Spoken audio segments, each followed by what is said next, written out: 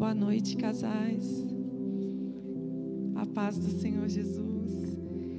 Eu estou muito feliz pela vida do Fabiano com a Lilian, porque ser jogado no fogo para quebrar o gelo, eu sei que é difícil. O Fabiano estava aqui derramando lágrimas, mas Deus é maravilhoso. Nós que somos tímidos, é muito difícil estar aqui, mas nós estamos para promover um aprendizado. Toda mesa onde há comunhão gera um aprendizado muito grande, e aqui há uma mesa preparada. Você crê que vai haver um aprendizado de Deus? Há uma comunhão, nós estamos todos no mesmo propósito, a aprender do Senhor, para que os nossos relacionamentos sejam frutíferos, felizes, abençoados. Que Deus te abençoe por ter deixado a comemoração para mais tarde e ter vindo até aqui conosco. Obrigada. Gente, boa noite mais uma vez, a paz do Senhor. Quero convidá-los todos a se colocarem em pés para nós meditarmos na palavra de Deus. Deus tem um galardão para vocês, viu, Fabiana e Lilian? Não é fácil, né, fazer o quebra-gelo, mas obrigado por juntar os casais. A gente está acostumado a ficar tão distante um do outro, né, irmãos? Que a gente acaba fazendo disso uma cultura, mas que nós possamos, a partir de hoje, ficar mais juntinhos. Fica mais pertinho da sua costelinha. Foi Deus que te deu. Nós somos feitos um para o outro. E nesse ambiente eu creio que Deus vai promover muita bênção hoje. Para os relacionamentos, para os casamentos, Deus tem algo novo. Deus quer aquecer essa relação, Deus quer abençoar e frutificar ainda mais essa relação, amém? Vamos fazer uma oração juntos? Você pode segurar na mão do teu cônjuge? Vamos orar? Querido Deus e Pai, Senhor, nós temos expectativas para essa noite. Nós estamos aqui dispostos a ouvir a Tua voz. Te pedimos mais uma vez que fale conosco, Pai, por meio da Tua palavra. Nós estamos fazendo um investimento hoje, Senhor. Tem coisas que nós não sabemos como resolver. Meu Pai, nós não sabemos como nos desenvolver, mas o Senhor é o dono da obra. O Senhor é quem criou o manual de instrução das nossas vidas, Pai. O Senhor tem um plano para o nosso casamento. O Senhor tem algo novo para o nosso casamento. O Senhor tem algo especial para esse relacionamento, Pai. E nós pedimos a Tua bênção. Fala conosco, Pai. Fala conosco, Senhor. Que nós possamos hoje sair daqui celebrando a vida conjugal e declarando para esse mundo que é possível sim viver feliz, viver casado, mesmo em tempos difíceis. Nós somos a Tua igreja, Pai. A igreja que crê na instituição chamada casamento. E nós te pedimos, abençoa-nos e fala ao nosso coração, em nome de Jesus. Amém e amém. Nós vamos ler dois textos bíblicos. O primeiro, Eclesiastes capítulo 9, versículo 9. Eu vou fazer essa leitura e depois a Nádia vai ler com vocês Efésios capítulo 3, versículo 17 ao 19. Primeira leitura, Eclesiastes capítulo 9, versículo 9. Na minha versão diz assim: aproveite a vida com a mulher que você ama, todos os dias dessa vida passageira que Deus lhe deu debaixo do sol, porque esta é a parte que lhe cabe nesta vida. Amém. Efésios capítulo 3, a partir do verso 17, diz assim: e oro para que Cristo habite em seus corações à medida que confiem nele, e que vocês aprofundem suas raízes no solo do amor maravilhoso de Deus, e que vocês, junto com todos os filhos de Deus, possam compreender a largura, o comprimento, a altura e a profundidade do amor de Cristo, e por si mesmos possam experimentar esse amor, embora seja ele tão grande que vocês nunca verão o seu fim, nem o poderão conhecer ou compreender completamente. E dessa maneira, vocês ficarão cheios de toda a plenitude do próprio Deus. Amém? Amém. Pode tomar seu assento. Meus amados irmãos, nós estamos envolvidos em um tema hoje, um tema desafiador. Relacionamento saudável em tempos difíceis. Será que é possível desenvolver um relacionamento saudável mesmo dentro das condições que nós estamos vivendo hoje? Será que ainda dá para ser feliz? Será que ainda dá para sonhar juntos e planejar um futuro brilhante e glorioso debaixo das bênçãos de Deus? Pois bem, o primeiro texto que nós lemos em Eclesiastes 9:9 diz assim, vou relê-lo: aproveite a vida com a mulher que você ama todos os dias dessa vida que é passageira, mas foi Deus que lhe deu debaixo do sol, porque esta é a parte que lhe cabe nessa vida. Amados irmãos, esse é o ideal da vida conjugal. Esse é o ideal do relacionamento. Esse é o ideal de todo o casamento. É o marido e a mulher desfrutarem um do outro todos os dias de sua vida. Enquanto nós estivermos nessa jornada juntos, como companheiros, como parceiros e cúmplices, o ideal é que nós vivamos com alegria, que nós aprendamos a desfrutar da bênção que é um na vida do outro. Mas enquanto a gente refletia sobre isso em casa, veio uma pergunta no meu coração que eu faço para vocês: é fácil viver isso? É fácil aproveitar a vida com a mulher ou com o esposo que você ama todos os dias da sua vida? Não é fácil, porque a gente se depara todos os dias com desafios, com imprevistos. A gente se deparou do ano passado para cá com uma pandemia que já passa de um ano, já tem mais de 12 meses, e que mexeu com toda a estrutura da sociedade. Então não é fácil viver isso, irmãos. Mas a Bíblia é tão linda que, se a gente quiser viver isso, não é fácil, mas é possível. Eu vou falar de novo: se a gente quiser viver isso, não é fácil, mas é possível. Você pode dizer amém? A Bíblia, ela é construída de uma forma tão minuciosa, de uma forma tão cronológica, tão detalhada, que para a gente viver o versículo 9 de Eclesiastes capítulo 9, primeiro a gente tem que passar pelo versículo 8. E o versículo 8 diz assim: em todo tempo sejam alvas as tuas vestes, e nunca falte o óleo sobre a tua cabeça. Aí sim, aproveite a vida com a mulher que você ama todos os dias dessa vida passageira. Então é possível sim, só que tem dois elementos que vêm antes. O primeiro é a purificação, a santificação. E o segundo é termos o óleo na cabeça, a iluminação do Espírito Santo. Paulo disse em Romanos 12:2: não vos conformeis com este mundo, mas transformai-vos pela renovação da vossa mente.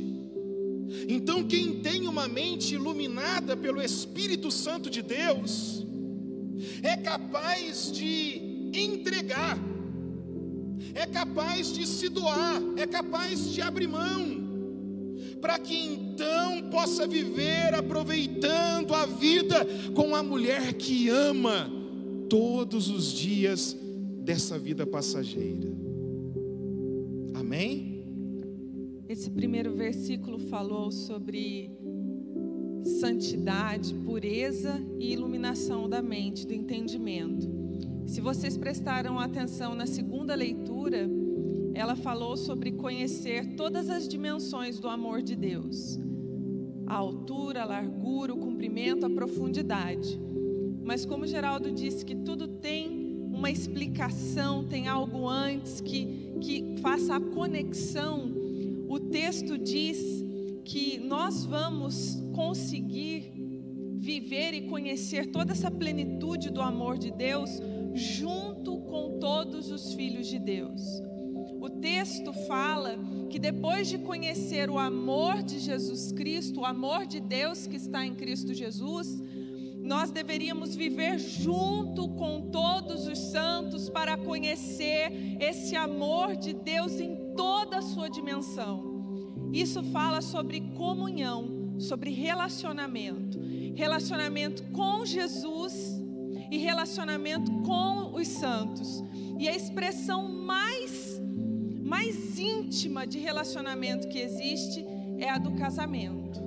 Então, para conhecer todo o amor de Cristo Jesus, e o texto ainda diz que nós vamos conhecer estas dimensões, largura, altura, comprimento, profundidade, mas diz que é tão grande que nós não vamos conseguir esgotar o que se tem para conhecer.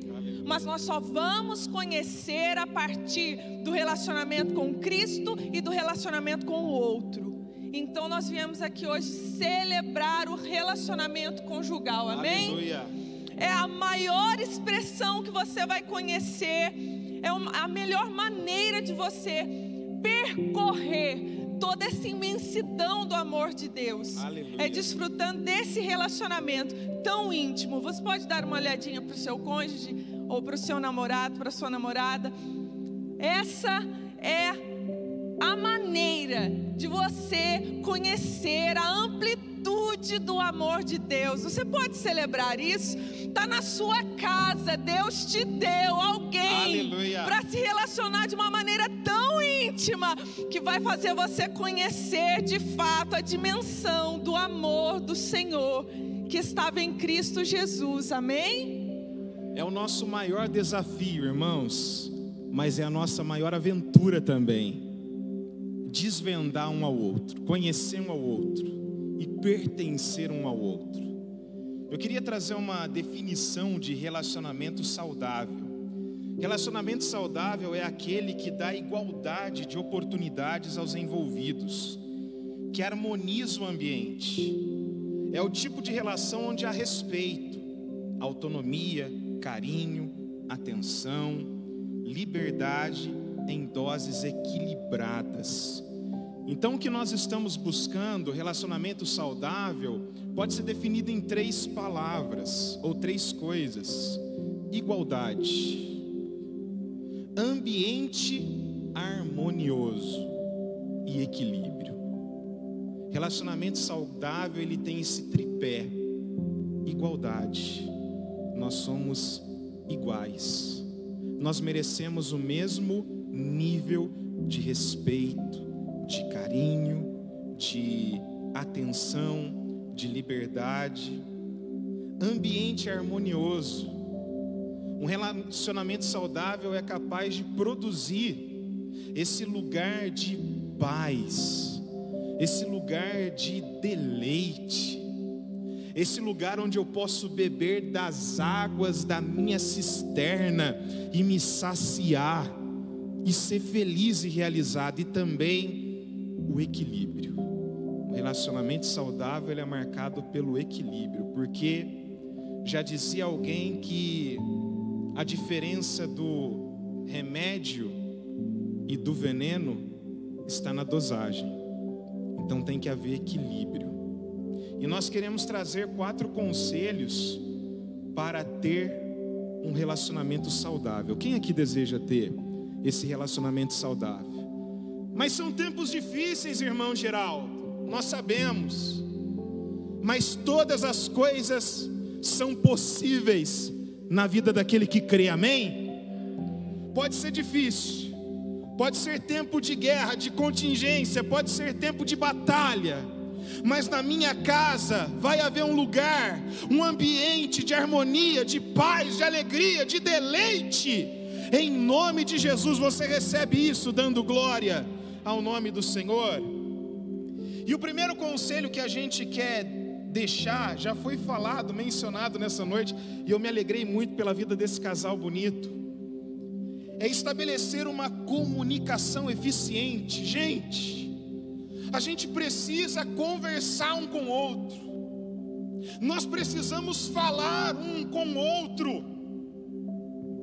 Eu já ouvi queixas de esposas junto com a minha esposa e também de maridos, mas principalmente de esposas, que o marido falava com todo mundo, só não falava com ela, e vice-versa. Gente sabendo mais da gente do que a gente, gente conhecendo mais a alma do cônjuge do que o próprio cônjuge. Nós precisamos conversar um com o outro, dialogar. E isso não significa falar muito, e também não significa falar de forma desconexa, porque tem gente que fala e não diz nada. Mas é falar sinceramente, é falar honestamente, é ser transparente na comunicação, é abrir o coração e dizer: eu não estou contente, não era esse o meu ideal, não era isso que eu queria viver com você, eu não estou gostando disso, eu não estou gostando dessa atitude.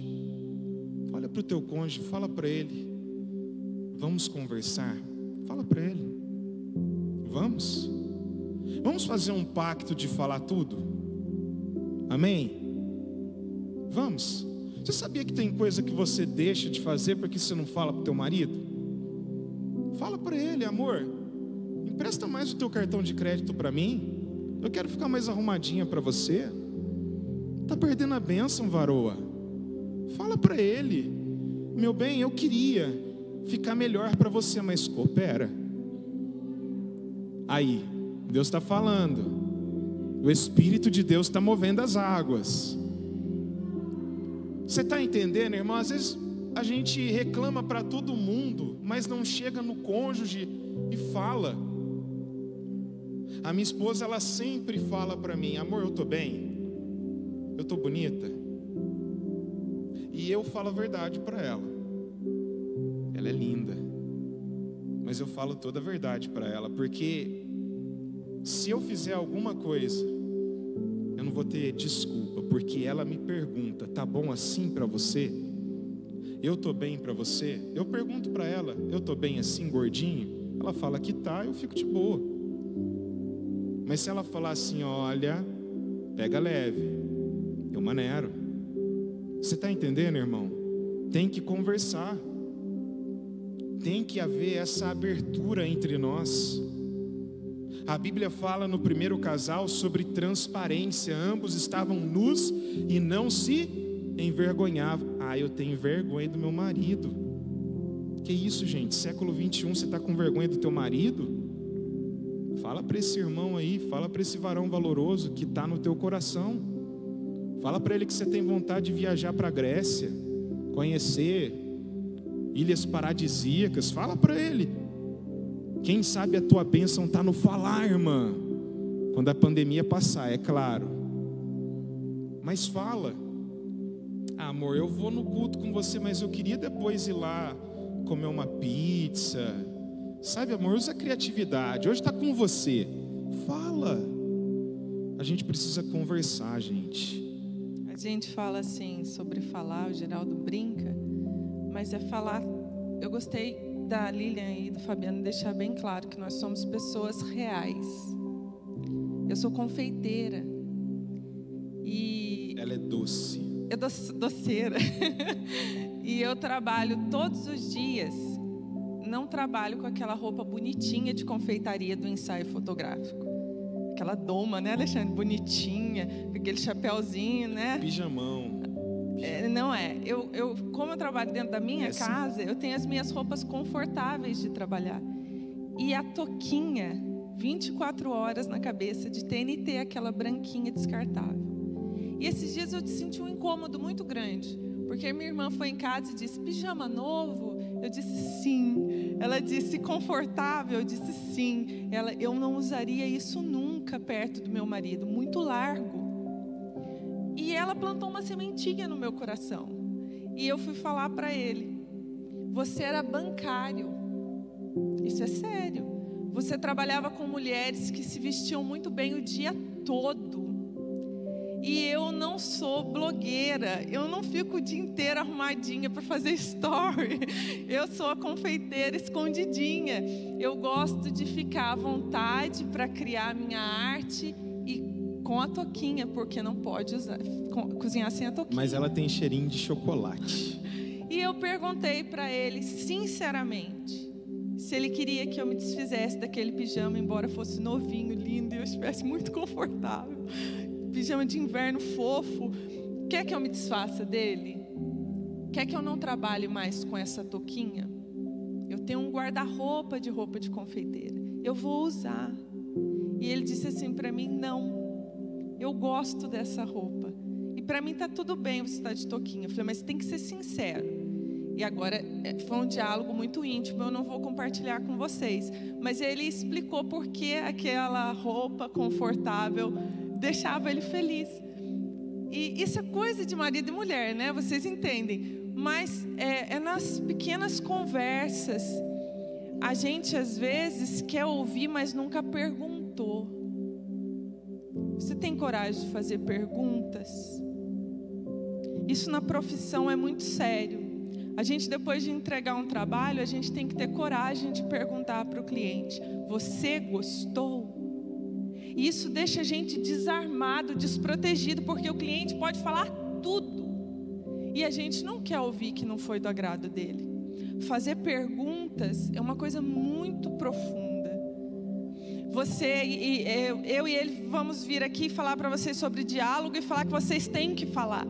Mas ninguém começa a falar do nada. Então faça perguntas.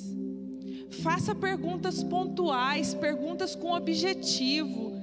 E se desmonte, tire aquele muro de proteção para ouvir o que está do outro lado, o que vai ser dito. Eu tenho aprendido muito com alguns amigos psicoterapeutas. Eles dizem assim, que eles são formados para ouvir sem julgamento. Então eles têm que ouvir qualquer coisa numa terapia sem fazer cara de reprovação ou cara de aprovação. Não pode. E nós precisamos aprender a ouvir sem fazer julgamentos, desarmados. E nós precisamos fazer perguntas, porque se nós não fizermos perguntas, nós não vamos ouvir nada do nosso cônjuge. Quem aqui quer fazer um compromisso? Eu, a partir de hoje, vou fazer perguntas. Faça perguntas sem medo do que você vai ouvir. Essa pessoa que está do seu lado foi dada a você para você ter comunhão com ela e conhecer o amor de Deus em sua magnitude, altura, largura, comprimento e profundidade. Aleluia. Então não pode ser nada escondido, não pode ter medos. Ouça sem julgamentos. Faça a pergunta, ouça e aprenda com o que você ouviu. Nós precisamos ajustar isso na nossa relação. O Geraldo marcou um texto aqui, eu vou ler para ele, fazer alguns apontamentos. Efésios capítulo 5, a partir do verso 18 até o 22. A minha versão é a Bíblia Viva, é um pouquinho diferente. Não bebam muito vinho, porque muita depravação se encontra nesse caminho. Em vez disso, sejam cheios do Espírito Santo e governados por Ele.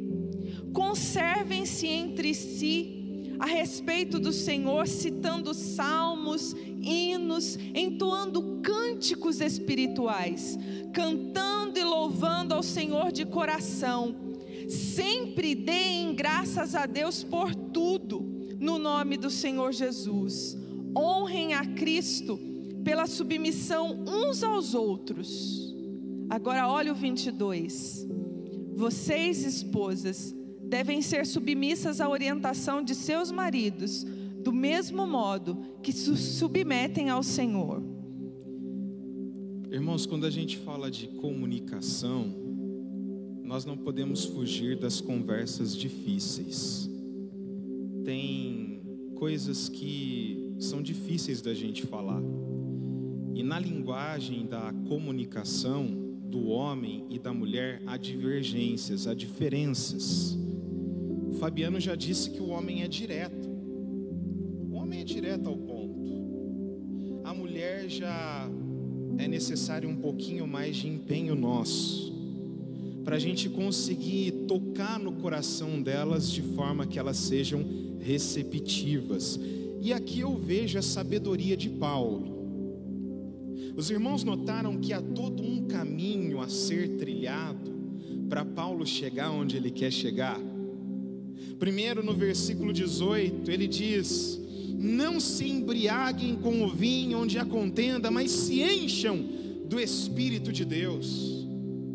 Paulo está falando sobre ser cheio do Espírito Santo, de uma vida na plenitude do Espírito Santo. Depois, no 19, Paulo fala sobre a liturgia da vida diária, porque a nossa vida cristã diária, ela tem uma liturgia, não é só o culto. Na nossa vida diária, no dia a dia, a gente fala sobre Deus, nós cantamos hinos, nós damos testemunhos. Então a vida diária tem a sua liturgia, e Paulo está falando sobre isso no versículo 19. Daí no 20, Paulo diz assim: olha, dê sempre graças a Deus por tudo, em nome de Jesus. Paulo fala sobre gratidão, gente. Ele já falou sobre ser cheio do Espírito, ele já falou sobre a liturgia da vida diária cristã. Agora ele está falando que nós temos que ser gratos a Deus por tudo. Aí vem o 20. Ele diz assim: sujeitai-vos ou submetei-vos uns aos outros no temor de Deus. Olha o que Paulo está dizendo: que todos nós devemos ser submissos uns aos outros. E daí Paulo chega onde ele tem que chegar. Ele diz assim: mulheres, sejam submissas aos seus maridos. Mas ele não chega falando: mulher, seja submissa ao seu marido. Não. Primeiro ele fala do Espírito Santo, depois ele fala de cantar hino, testemunho, de dar graças a Deus por tudo, de que todos são sujeitos uns aos outros. E então ele diz: mulheres, sejam sujeitas ou submissas aos seus maridos. Então, para a gente ter uma comunicação eficiente, a gente tem que aprender a saber falar. A mulher é mais difícil. Olha o empenho do apóstolo para falar para elas que elas tinham que ser submissas aos maridos. Primeiro ele tinha que mostrar todo o desenho do plano. Você vai ser submissa a um marido que é cheio do Espírito Santo, que tem uma liturgia de vida cristã diária, que é grato a Deus por tudo e que se sujeita a todo mundo. Então se sujeite a Ele. Você está entendendo como que deve ser a comunicação? Tem que ser assim, gente. Cada um de nós tem a sua linguagem. Não adianta você querer falar meia hora na cabeça de um homem. Pega fogo, funde. A gente entra no stand-by que a gente não consegue voltar mais. É um desafio. A gente fica offline. É um desafio. Nós que falamos bastante explicadinho, vamos aprender a ser sucintas. E eles que são objetivos demais, vão aprender a trilhar um caminho. Amém? Amém. A gente ficou muito impactado com um filme essa semana, onde os dois se amavam, mas faltou comunicação. Gente, 3 horas de filme quase. Eu fiquei louco da vida, porque o filme acabou em divórcio. Não era um filme cristão, mas um filme indicado ao Oscar que falava sobre a história de um casamento que acabou porque eles não se comunicaram. Vamos aprender a comunicar um com o outro? Amém? O que precisava ser dito nesse casamento nunca foi dito. E quando foi dito na sala da advogada de divórcio. Não era lá que era para ser dito. Não era para ela que era para ser dito. E aquilo nunca foi dito ao cônjuge. Isso é um absurdo. Porque a rota seria ajustada. Aquilo seria resolvido. Mas como foi dito a quem não tinha como resolver, ali ela só podia arrumar os papéis do divórcio. O número 2, nós falamos sobre a comunicação, não é clichê, precisa falar sempre sobre comunicação, é buscar o equilíbrio no amor. Aí, amados, a gente tem uma concepção equivocada de amor dentro do casamento. A gente pensa que o amor que tem que ser cultivado no casamento é apenas o eros. O amor da sedução, o amor da paixão, o amor da efervescência, o amor carnal. E sim, é relevante, é importante, faz parte do script, faz parte da bênção, esse amor. Mas também existe um outro amor que tem que ser cultivado no casamento, que é o filéu, que é o amor fraternal, que é o amor no sentido de amizade. E foi pecando nesse aspecto que muitos casamentos se dissolveram nesses tempos difíceis que nós estamos vivendo, porque casais descobriram que eles eram bons na cama, mas péssimos na mesa. Não tinha amizade, não tinha afinidade. Então precisa haver equilíbrio. Como nós já falamos, um relacionamento saudável é aquele onde existe equilíbrio. E para ilustrar isso, Jesus trouxe no nosso coração o primeiro milagre que Jesus realizou. João capítulo 2, o primeiro milagre público de Jesus. Ele está num casamento, nas bodas de Canaã, na Galileia. E a Bíblia diz que acabou o vinho. E daí o mestre Sala e o pessoal do buffet estava desesperado. Alexandre, acabou o vinho. A mãe de Jesus fala para ele: acabou o vinho. E Jesus entra em ação. Jesus transforma a água em vinho. A Bíblia não diz que ele transforma toda a água em vinho. A Bíblia só diz que ele transforma água em vinho. E eu queria ilustrar a água como o amor eros, como o sexo, como a sedução, a paixão no casamento. E queria ilustrar o vinho como a amizade, o filéu. Casamento não vive só de água, mas também não vive só de vinho. Tem que haver equilíbrio. Se é só sexo, uma hora vai acabar. Se é só amizade, isso não é o propósito. Tem que ser os dois. Tem que ter água e tem que ter vinho. E eu louvo a Deus, porque Jesus está na festa. Jesus está no casamento.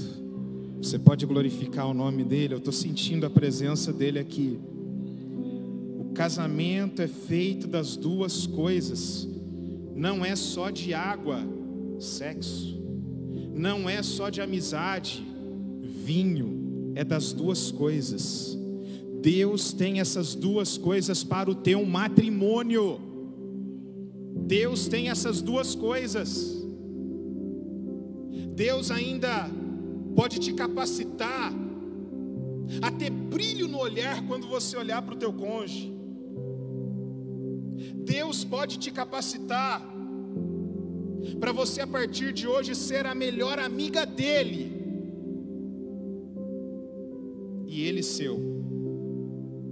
Amém? Você crê nisso?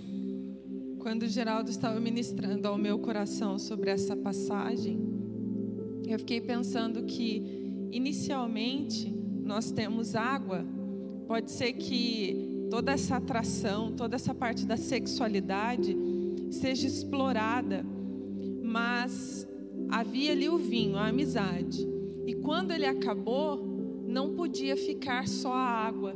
Nós ficamos pensando que, nessa alegoria, que não dá para um casamento continuar em bases tão instáveis.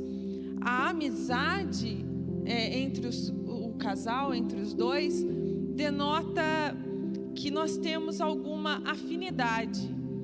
É meio utópico falar que o seu cônjuge e você tem que gostar de tudo igual. Isso é utópico, porque tem peculiaridades de cada um. Mas nós precisamos descobrir áreas em que os dois se afeiçoem, para desenvolver o relacionamento em torno de uma outra atividade, que não seja aquela cotidiana, porque nós temos muitas responsabilidades que nós dividimos. Pagar os boletos, o trabalho, e se ficar só nisso, se não tiver nada assim mais leve. E a gente estava pensando, quantos casais agora na pandemia, você que tem rede social, você percebeu que compraram bicicleta e começaram a andar junto de bicicleta? Eu acho muito legal. Agora tem um monte de casal ciclista. Eles descobriram alguma coisa para sair daquele lugar fechado. Se a água fosse tão bom, ficava só dentro de casa, trancado na água. Mas o vinho faz falta. E eles foram descobrir afinidades.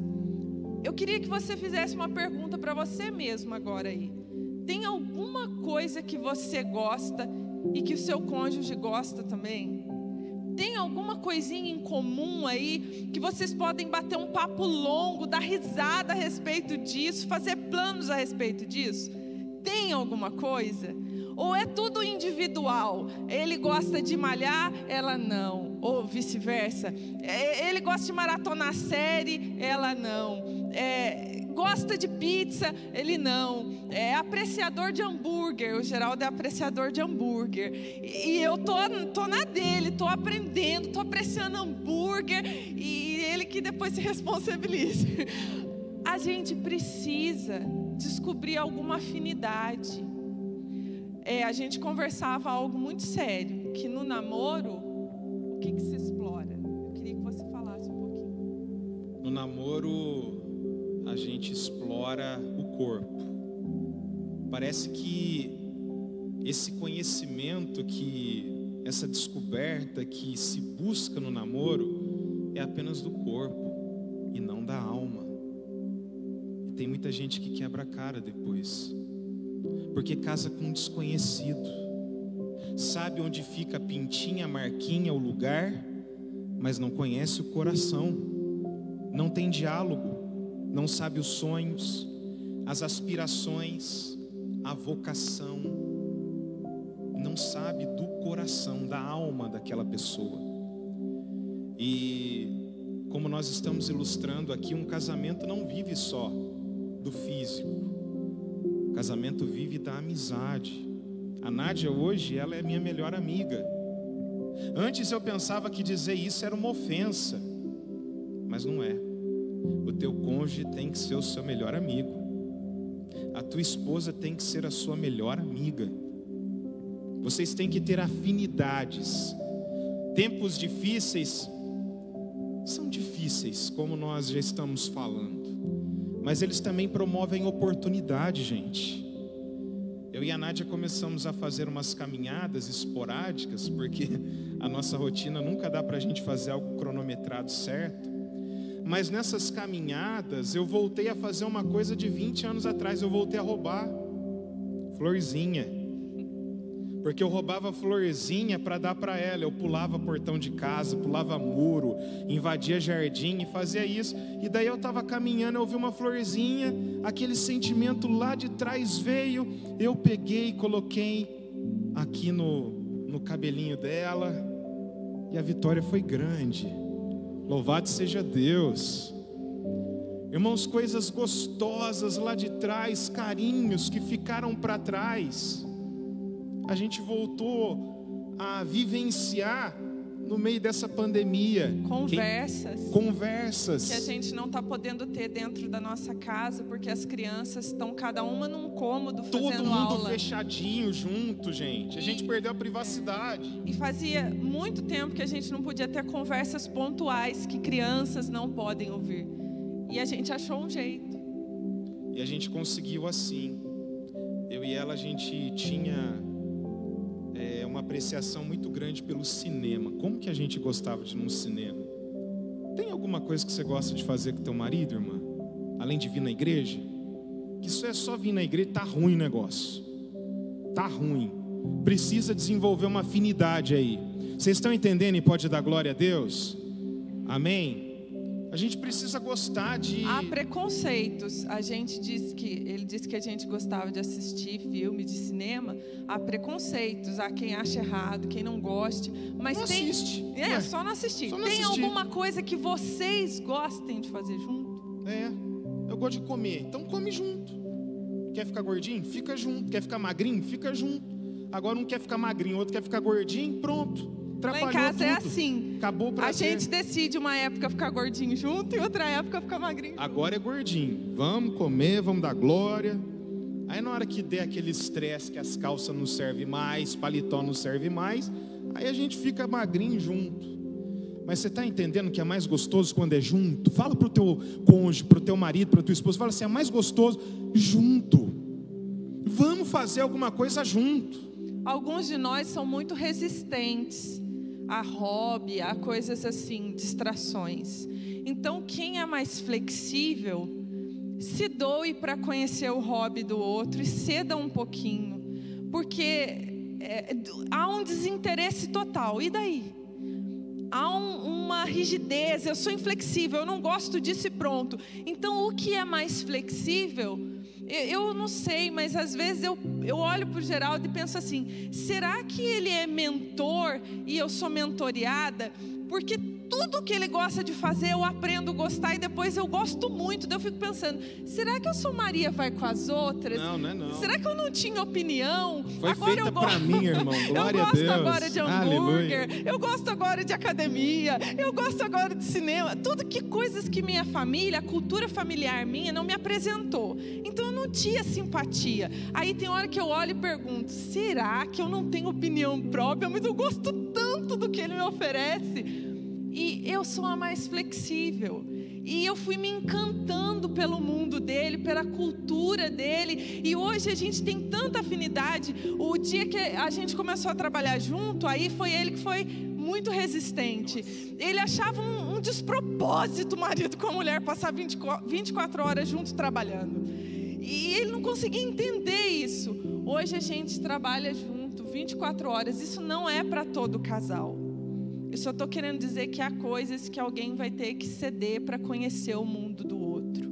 E depois que os mundos se cruzarem, a gente vai descobrir que é muito melhor gozar das coisas que a gente gosta em companhia, igreja. Amém, aleluia. Em companhia, casais. É muito melhor dividir um hobby com alguém. Gente, casamento não é contrato, é afinidade. Amém? Vou te mostrar 2 casamentos e vocês vão julgar qual é o casamento de sucesso e qual é o casamento de insucesso. Primeiro casal, Davi e Mical. Segundo casal, Acabe e Jezabel. Qual é o casamento de sucesso e qual é o casamento de insucesso? Olha como é sério, gente. Davi e Mical não tinham afinidade alguma. Mical tinha vergonha de Davi dançar e pular na presença de Deus. Jezabel matou Nabote por causa de Acabe. Os dois eram tão apaixonados pela ruindade um do outro, que o casamento deles foi um casamento de sucesso. Tá os dois lá no inferno queimando. Foi um casamento de sucesso, gente. Eles eram cúmplices na sua ruindade. Agora, Davi e Mical, que estavam debaixo da bênção de Deus, deram errado no casamento. Vocês estão entendendo como que o negócio é sério? Não dá para viver sem afinidade, gente. Época de pandemia, tempos difíceis, eu tenho que gostar de alguma coisa com meu marido, com a minha esposa, com o meu cônjuge. Senão não dá para ter um relacionamento saudável. A partir de hoje, você vai fazer alguma coisa junto com o teu cônjuge, amém? Você vai se esforçar, amém? Você vai tentar gostar desse negócio? Você vai tentar gostar dessa comida? Sei lá, de fazer uma caminhada, de lutar jiu-jitsu, né, Márcia? Aí. Gente, olha que engraçado. A gente não gostava de café. Nenhum dos dois. E no Dia das Mães, as minhas meninas me deram aquela maquininha de café. E agora, todo dia, 4h30, 5h, é a hora do café. Eu e o Geraldo, agora a gente tem as xícaras, tudo bonitinho. A gente senta, coloca a cápsula, escolhe o sabor, prepara o café. E a gente tem uns 15, 20 minutos ali de uma boa conversa no intervalo do trabalho. Café é a coisa mais gostosa do mundo. Amém. Mas a Nádia e o Geraldo tomavam Todd. Tô criando memória, gente. Se eu morrer, a Nádia não casa mais. Não, porque como é que eu vou tomar Nem café? toma café. É verdade. Mas nós vamos morrer junto, em nome de Jesus. Isso é uma coisa gostosa. São pequenas coisas no dia a dia que te roubam daquela correria frenética, daquele individualismo e faz você compartilhar memórias. Gente, para fechar esse assunto, nós precisamos também ter um propósito em comum. Amém? Propósito em comum.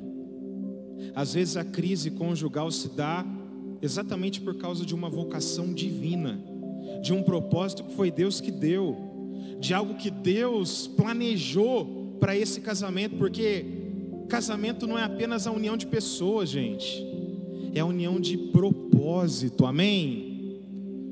Eu vou te dar um exemplo que nós pensamos em casa. Adão e Eva, eles tinham um propósito de Deus, cumprir um mandato cultural, que era crescer e multiplicar.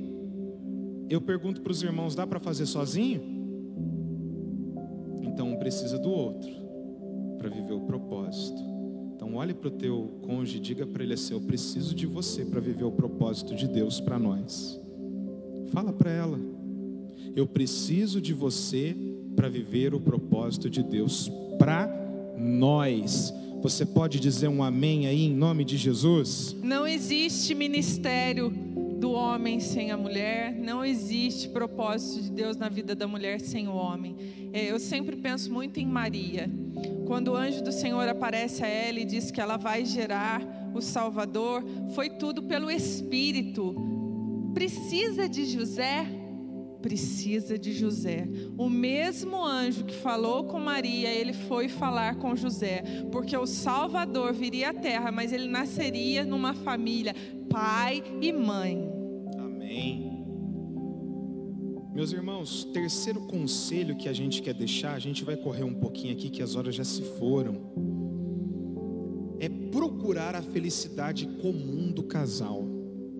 Sabe uma das coisas que eu acho a maior hipocrisia que a gente ouve sempre? E me perdoe se eu estiver errado, mas eu vou falar. É alguém dizer para nós assim: case para fazer o outro feliz. Gente, a gente não casa para fazer o outro feliz.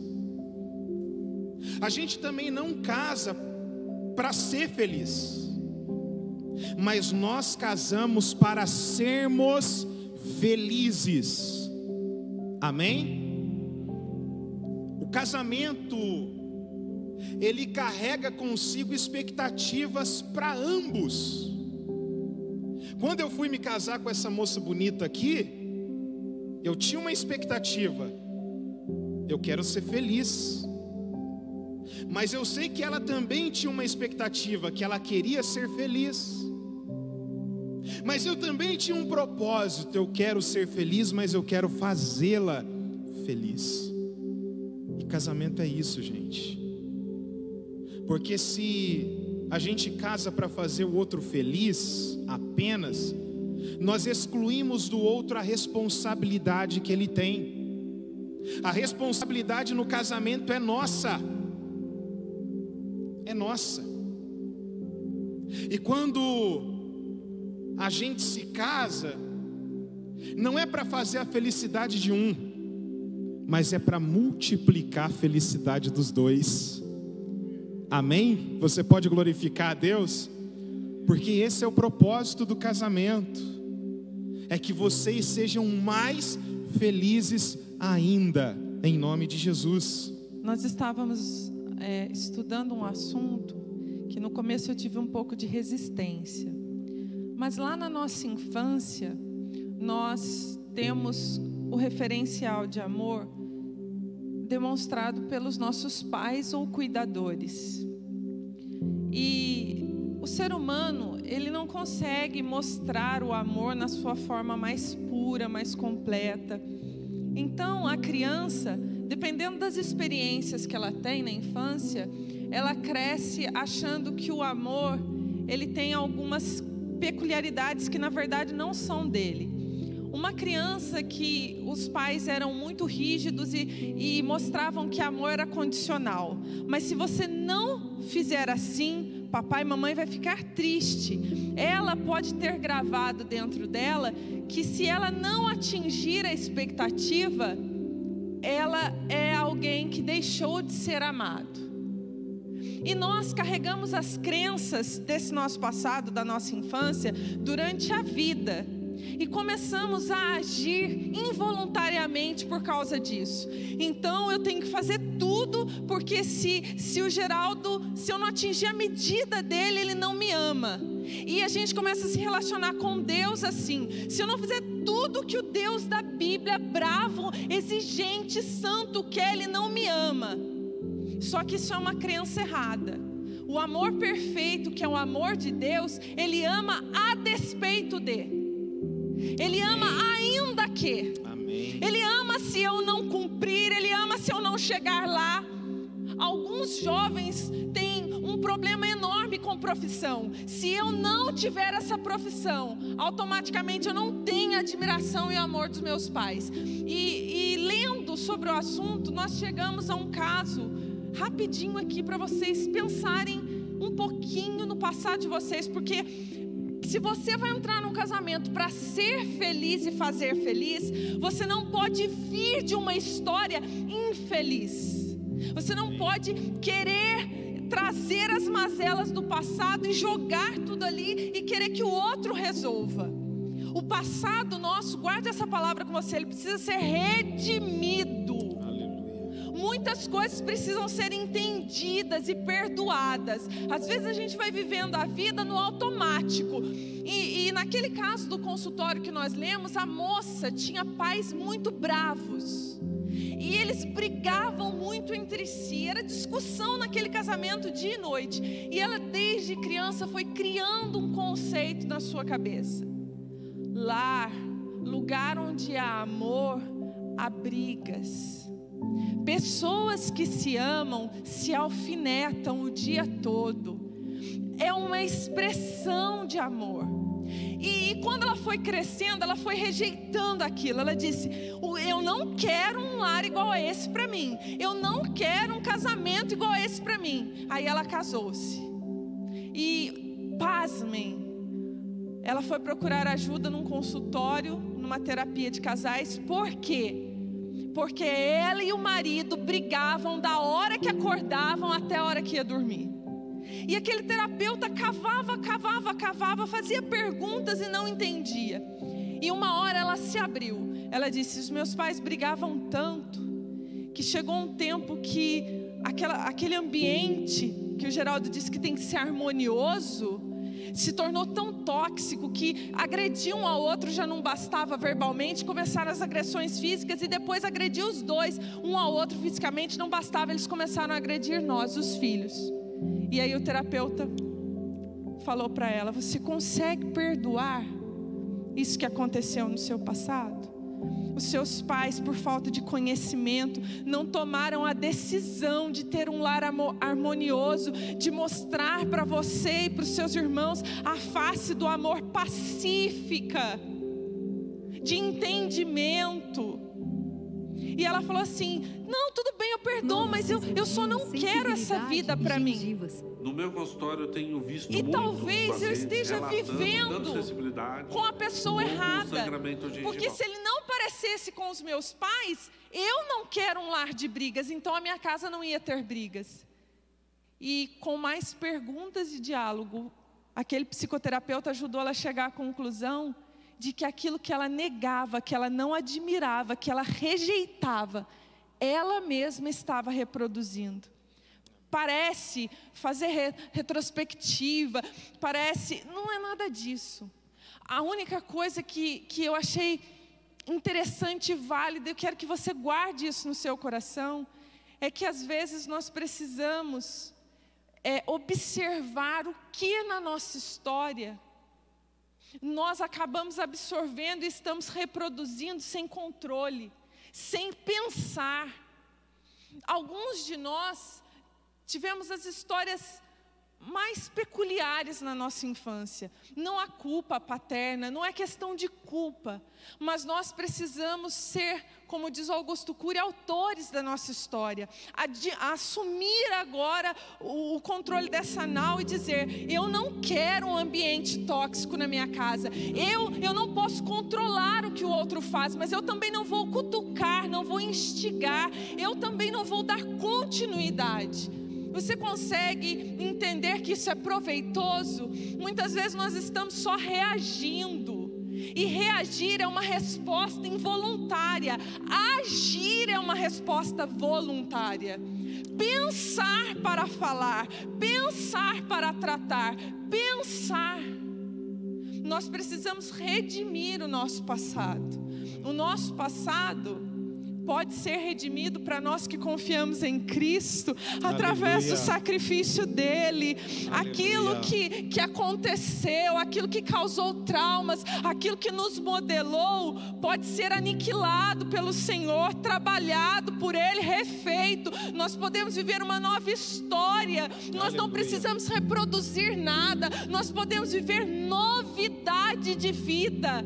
Eu queria que você decidisse hoje romper com essas amarras. Glória a Deus. Não reaja, mas decida pensar para agir de acordo com aquilo que você acredita em Cristo agora, ser o certo. Rompa com as crenças do passado, aquilo não é mais para nós. O nosso lar é um lar de Jesus, é um lar onde Ele reina, onde Ele governa. Aleluia. É o cabeça, controlando, dirigindo o corpo, e as atitudes agora são novas. Você pode dizer comigo: tudo novo?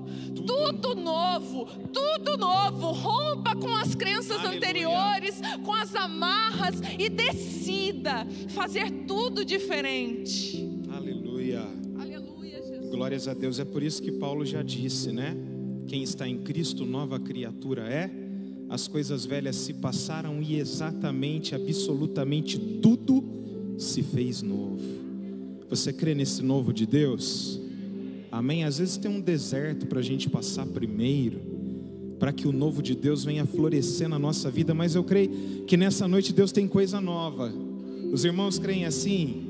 Aleluia. E para finalizar, o nosso quarto conselho é priorizar o casamento. Como que eu posso ter um relacionamento saudável em tempos difíceis, colocando o meu casamento não como algo secundário, mas como prioridade? Quando a gente leva o casamento, só de falar levar o casamento, já coloca ele num lugar de uma carga pesada, secundário, inferior. Quando a gente pensa que casamento é algo que tem que ser levado, nós já estamos demonstrando que para nós não é prioridade. Então nós precisamos priorizar o casamento, e quem prioriza o casamento pratica exatamente isso que a Nádia disse, de olhar para o passado e enxergar redenção nele, enxergar redenção nesse passado. Quando eu consigo redimir o meu passado e ser feliz, eu deixo de ser um julgador e eu passo a ser um doador dentro do meu casamento. E é muito mais fácil a gente julgar o outro, não é? É muito mais fácil a gente dizer que a falha é do outro, gente. E esse tempo que nós estamos vivendo, que gera tanta tensão, é tão mais fácil eu dizer para a Nádia, a culpa é sua, do que eu assumir alguma coisa. O que Jesus disse na mesa, no lugar de comunhão aos discípulos? Ele disse para nós examinarmos a nós mesmos. Examine-se, pois, o homem a si mesmo. É o autoconhecimento, a autoanálise. A partir dela eu posso assumir as minhas responsabilidades. Eu deixo de ser alguém que julga, e eu deixo de me julgar também como certo sempre. Jesus, ele era mestre em desvendar essas peculiaridades na nossa interioridade. Tem um texto da Bíblia, Lucas capítulo 22, versículo 31 a 34, que eu queria compartilhar com vocês, que é sobre Pedro. A Bíblia diz assim, que Jesus diz a ele: Simão, Simão, Satanás vos pediu para vos ir andar como trigo, mas eu roguei por ti, para que a tua fé não desfaleça, e tu, quando te converteres, confirma teus irmãos. E Pedro lhe disse: Senhor, eu estou pronto a ir contigo até a prisão e a morte.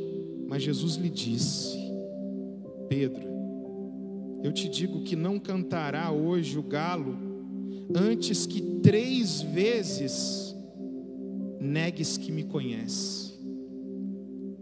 Pedro se autoanalisou como alguém que estava pronto, e Jesus falou: não está pronto não.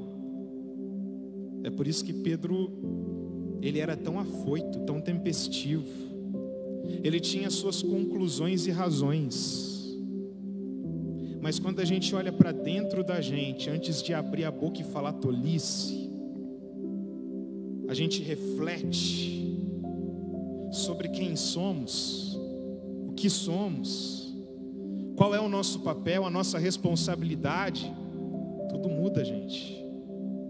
A gente sai de uma perspectiva de julgamento para uma perspectiva de doação. Eu estou aqui para ofertar. Eu não estou pronto, assim como ela não está pronta, assim como ele não está pronto, nós não estamos prontos, nós estamos juntos nisso. Nós temos que melhorar. Vocês já viram a pegadinha daqueles livros? A gente compartilhava esse material antes. 30 dias para transformar o seu marido. Não, transforme o seu marido até sexta. Meu Deus, esse é um grande milagre. Transforme seu marido até sexta. Aí a irmã ia ler o livro, quem que apanhava? A surra era para quem? Era para ela. Ela era transformada, e ela sendo transformada, era possível então ele ser transformado também. Você está entendendo? É aquela frase: seja a mudança que você quer ver no outro, né? Oh, aquele glória. jargão. É isso, gente. Mas é porque o autoconhecimento faz a gente conhecer as nossas potencialidades, mas também as nossas deficiências. E quando eu me torno uma pessoa que conheço as minhas potencialidades, eu posso até crescer um pouquinho. Eu sou boa nisso. Mas quando eu conheço as minhas fragilidades, eu baixo a bola e entendo que o Geraldo tem aquilo que eu não tenho, sabe aquilo que eu não sei, faz aquilo que eu não faço. É muito interessante, porque eu dizia assim para ele: a gente cresceu ouvindo, né? Os opostos se atraem. Não é essa a questão. É que o Senhor une pessoas que se complementam. Amém. Aquilo que é a nossa potencialidade, a gente está na relação para ser doador e não julgador da outra pessoa não ter essa potencialidade. Aquilo que a gente não tem, não é para a gente se diminuir, se menosprezar, ficar ai de mim, mas para a gente grudar na pessoa e desfrutar, porque ela tem. E Deus não deixou ninguém manco, nenhum corpo deficiente. Ele Aleluia. colocou um corpo bem ajustado, membros que podem se ajudar. Quando a gente entende isso no casamento, fica muito mais fácil.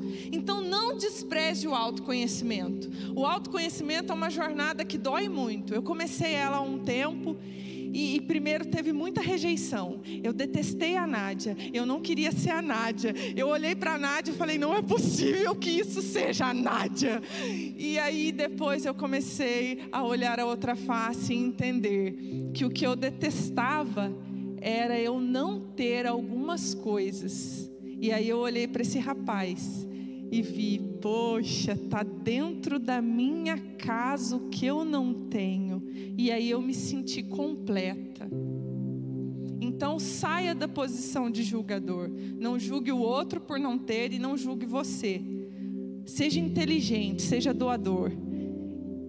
Quando a gente doa, a outra pessoa automaticamente ela se sente meio constrangida a doar também. Doe o que falta nela e ela, em gratidão, vai doar também o que falta em você. E assim a gente é completo.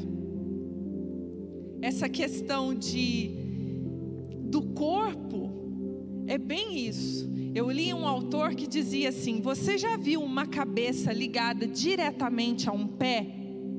Alguém já viu? Algum ser humano que tem a cabeça e pé só? É impossível. Então, o pé, ele só é ligado à cabeça porque ele é ligado à perna. Mas a perna só liga o pé à cabeça porque ela é ligada ao tronco. E o tronco só consegue ser ligado à cabeça e ligar a perna e o pé à cabeça porque tem o pescoço. Nós somos interdependentes. E isso é o casamento. Aí o corpo rege, o corpo é regido pela cabeça, mas não dá para o pé chegar na cabeça e desprezar o resto do corpo, amém? Não despreze o seu cônjuge e não despreze você mesmo. Seja inteligente, casal inteligente, sabe o que um é bom, o que o outro é ruim e se ajuda. Paulo disse em primeira epístola dele aos Coríntios, capítulo 12, versículo 27 e 28, eis o que eu estou procurando dizer a vocês. Todos vocês juntos são o corpo de Cristo, e cada um de vocês é um membro separado e necessário desse corpo. Na igreja, Deus colocou tudo no seu devido lugar. E essa ilustração a gente pode trazer para a vida conjugal, gente. Nós só somos completos juntos. Deus disse para Adão: aí está a tua ajudadora. Você só vai ser completo, Adão, ao lado dessa Eva. Louvado seja Deus. É uma bênção a gente poder desfrutar um do outro. Mas tem gente que prefere ficar degladiando. Tem gente que prefere ficar apontando. Eu quero te chamar nessa noite, ou chamar a tua atenção nessa noite para essa verdade. Nós somos completos e melhores juntos. Juntos. Você pode dar glórias a Deus? Porque juntos nós somos completos e cumprimos então o propósito de Deus. Do Deus que colocou tudo no seu devido lugar. Fala assim para o teu cônjuge, aproveita para fazer um charme e fala assim: o teu lugar é do meu lado. O nosso lugar é juntos. É um do lado do outro. A gente se completa. Nós não somos competidores. Nós não somos concorrentes. Aqui é uma parceria. Aqui, amados irmãos, é aquela amizade colorida. Olha que coisa boa, a amizade que pode tudo. Você só encontra no teu cônjuge, viu? Amém? Então viva isso. Para encerrar, a gente quer deixar alguns conselhos que estão dentro de priorizar o casamento. O penúltimo é: conheça a linguagem do amor do seu cônjuge. Quem conhece esse livro, As 5 Linguagens do Amor? Pouca gente. Seria uma leitura que deveríamos todos fazer. Existem muitas linguagens do amor, mas ele caracteriza 5 principais. As outras são adjacentes: palavras de afirmação, presentes, atos de serviço, tempo de qualidade e toque físico. Eu queria fazer só uma observação aqui. Nós, na nossa linguagem do amor, nós somos desejosos de recebê-la. Então, se a minha linguagem do amor é palavra de afirmação, eu fico assim à espreita de que o Geraldo fale para mim durante o dia: você é linda, você é uma profissional muito boa, vai dar tudo certo, você tem capacidade. Mas eu quero que vocês prestem atenção, a gente promete que vai encerrar numa armadilha. A tua linguagem do amor não é a linguagem do seu cônjuge. Aquilo que eu quero muito receber, eu acabo olhando para ele dizendo: ele precisa disso também.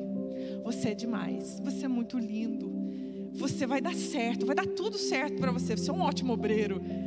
Mas às vezes isso não completa, porque a linguagem do amor é outra dele. Então ele vive vazio. Ele me dá a minha linguagem do amor e ele recebe em troca a mesma linguagem, que é a língua que eu falo. É como 2 estranhos morando junto. Um fala português e o outro inglês. E um só decide aprender o idioma do outro. O outro ela conseguiu me entender, então larga do jeito que tá. Só que isso nos faz viver insatisfeitos. Eu queria abrir aqui, mas não dá tempo. Eu queria aconselhar a igreja, os irmãos que aqui estão, a ler esse livro. A gente vai postar lá depois na postagem, pedir para o pessoal da mídia colocar alguns livros que a gente acha essenciais à leitura. Porque já disse alguém que eu admiro muito, que o governo pede para se fazer o teste, o cursinho para tirar a carteira de habilitação. Mas quando você foi casar, o governo pediu para você fazer algum cursinho? Não pediu. Então a gente tem que por si buscar conhecimento para acontecer aquilo que a gente começou falando aqui: olhos sobre a cabeça, entendimento, iluminação. Então preste atenção, como que é a maneira mais fácil de identificar a linguagem do amor do seu cônjuge, para nós irmos para o final aqui: as queixas. Se eu acordo falando assim: poxa vida, ninguém tira o lixo, ninguém tira o café, tira a louça da mesa, poxa vida, só eu que lavo esse banheiro, poxa vida, ninguém recolhe a roupa para mim do varal. Significa que a minha linguagem do amor, eu me sinto amada quando alguém faz um ato de serviço para mim. E aí me encanta quando alguém vai lá e tira o lixo. Eu olho: meu Deus, alguém tirou o lixo. Presentes. Não significa que a linguagem do amor da pessoa é presentes, que ela é uma pessoa consumista, materialista. Significa que se você for ao mercado e pensar: poxa, ela gosta de uva, eu vou levar aqui um cachinho de uva. Quando você chegar, aquela pessoa que a linguagem do amor dela é presente, ela vai falar: você lembrou de mim no mercado? Pronto. Preste atenção nas reclamações. Poxa, eu faço tanto por vocês aqui em casa, ninguém tece um elogio porque a cama está arrumada, a roupa está lavada, a louça está limpa. Porque a pessoa precisa de palavras de afirmação. Elogie então: obrigado porque você administra essa casa como ninguém. Vocês estão entendendo? Amém. Tem pessoas que a linguagem do amor é o toque. Tem gente que é muito fria, não segura na mão, não põe a mão no ombro, não abraça. Para você não faz diferença. Então a sua língua sendo saciada, a sua linguagem sendo entendida, tá bom. Mas e o outro que está insatisfeito? Começa a dar a mão timidamente mesmo. Tem gente que tem bloqueio, mas começa a sentar no sofá um pouquinho mais perto, a encostar a cabeça no ombro. Começa a fazer alguma coisa física de aproximação para você saciar a linguagem do outro. Eu fui clara nessa abordagem bem resumida. A língua que você fala não é a língua que o outro fala. Você se sente satisfeito quando a sua é saciada, e você tenta saciar do outro com aquilo que você julga importante, mas o outro tem outra linguagem. Aprenda a linguagem do seu cônjuge. Amém? Quem amanhã vai acordar e começar prestando atenção na reclamação? Acorda e já fica na espreita. O que for falado logo de manhã, poxa, se acordou, tomou café e nem um selinho, hein? A pessoa é de toque, ela quer ser acariciada, abraçada. Poxa, tomaram café e está tudo na mesa, já vai tirando a louça, porque ela gosta de atos de serviço. Poxa, eu fiz o almoço, hein? Ninguém falou que estava gostoso. Palavras de afirmação, já vai elogiando. Que comida boa, que cheiro gostoso. Presente. Manádio, nós estamos na crise. Rouba uma flor, não pula muro, por favor. Geraldo falou que ele entrava na casa dos outros quando ele era novo, não convertido. Agora ele rouba dos jardins abertos da prefeitura mesmo. Então, traga alguma coisa. O Geraldo, quando ele era jovem, ele descobriu a minha linguagem do amor. Ai, gente, não me julga, tá? Eu não sou materialista nem consumista, mas eu gosto de presente. E eu não ligo para presente caro. E ele era jovem e não tinha emprego. Sabe como que o Geraldo me levou no namoro? Toda vez que ele encontrava comigo, ele tinha um chocolate Laca. Era baratinho, eu trouxe R$1. um Laca para você. E ele falava, eu trouxe um Laca para você. Chegava o dia dos namorados, ele não dava presente bom. Ele podia no aniversário não ter dinheiro para dar presente bom. A gente era muito novinho. Mas aquilo dele, toda vez que encontrar comigo, eu trouxe um Laca para você. Aquilo me encantou. Aprende a linguagem do seu cônjuge. Vocês estão bravos com o horário? Tá acabando, tá bom? Eu vou deixar o Geraldo encerrar agora. Vamos encerrar então, gente. Para que tudo isso aconteça, é necessário a gente ter vontade. Vai ser desafiador, mas eu tenho certeza que vai valer a pena, amém? Você está disposto a fazer um esforço especial pelo seu casamento? Você crê que mesmo em tempos difíceis dá para ser feliz?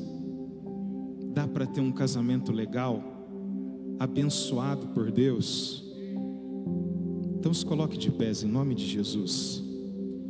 Eu quero lembrar vocês que casamento é prioridade. É tão prioridade que o nosso problema vai ser resolvido no final de tudo com um casamento de Cristo com a igreja. Esse casamento vai redimir a nossa história. Esse casamento vai promover em nós aquilo que nos falta. Então, casamento é prioridade. Vamos lutar por ele. Os tempos são difíceis, mas o Deus é o mesmo. O Deus é o mesmo. E Ele continua sendo o fundamento, aleluia. Ora mandeira be calabai, xanamandorava séria. Ele quer fazer algo extraordinário no teu casamento. Tchalabai steke plofoucia. Ele quer acrescentar aquilo que falta. Ele quer tirar aquilo que tem que ser tirado. Ele quer promover na tua vida aquilo que tem que ser promovido, para que esse casamento seja o casamento que não nós, mas Ele idealizou para nós. Aleluia, vamos orar nesse momento, pedir a bênção de Deus, a graça de Deus, e assumir um compromisso. Nós vamos viver um relacionamento saudável, pleno, abençoado, até que Jesus venha. Amém? A Após a oração, a Carol e o Tiago já se preparam para louvar mais uma vez. Oremos. Querido Deus, Pai de misericórdia, Senhor amado, nós te louvamos pela tua palavra. Te louvamos, Senhor, por este encontro que foi promovido por ti, Pai. Nós estamos aqui colocando no teu altar a nossa vida conjugal, a nossa história, Pai. Ó Deus, a nossa relação mais importante, depois da relação contigo, que é com o nosso cônjuge, que reflete em todas as demais relações. Abençoa, Pai, o nosso matrimônio. Abençoa, Senhor, o nosso relacionamento. Ó Deus, eu quero assumir hoje uma responsabilidade de lutar para que esse casamento dê certo até o fim. Pai, já foram 19 anos. Eu quero mais, Senhor, eu quero mais. Aleluia.